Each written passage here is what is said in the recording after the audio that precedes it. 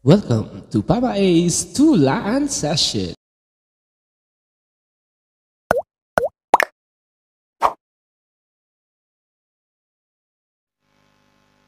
Ang piyesang ito ay pinamagatang Masaya Akong Masaya Ka. Hi mahal, kamusta ka? Mukhang okay ka naman na. Sa nakikita ko mukhang naka-move on ka na. At pakiramdam ko rin ay may iba nang nagpapasaya. Okay lang, dapat naman. Masaya akong makita kang ganyan. Deserve mo kasing maalagaan. Deserve mo din mapasaya at tamang oras ay mapaglaanan. Ako to, si ex mo. Yung taong nagpaalam sa'yo. Yung taong nagbigay ng bigat sa dibdib mo.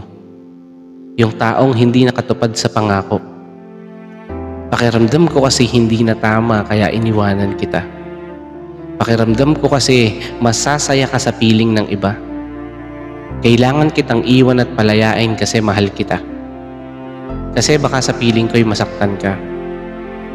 Nakikita ko kasi ang iyong hirap at sakripisyo para maipaglaban ang relasyon na meron tayo.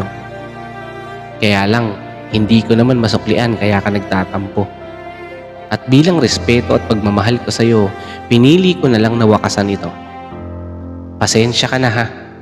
Nagkulang akong talaga. Iniwan kita hindi dahil meron akong iba. Iniwan kita dahil alam kong mas karapat dapat ka. Naingatan at mahalin, pagsilbihan at pasayahin, hawakan ng kamay para kakiligin. Yakapin ng mahigpit at angkinin. Ako sana'y patawarin dahil hindi ko na kayang gawin. Kahit yung mga simple mong hiling, katulad na lang ng iyong mga paglalambing. Patawad kung ako na lang ang nagpasya. Inisip na baka mas liligaya ka sa iba. Kasi alam kong nagkulang akong talaga. At di ko kaya na nasa piling nga kita pero nasasaktan ka. Oo, namimiss kita. Oo, nasasaktan din ako, ano ka ba? Hindi porkit pinalaya kay meron agad iba. Sadyang mahal lang talaga kita. Hindi ko kayang sa piling ko'y makaramdam ka ng dusa. Mas kakayanin kong sa piling ko'y wala ka. Basta makita lang kitang palaging masaya. Kahit siya at hindi ako ang kasabay mong tumatawa. Thank you for watching Papa A's Tulaan Session. Huwag mong kalimutang pindutin ang subscribe button at ang notification bell para updated ka sa mga susunod na upload.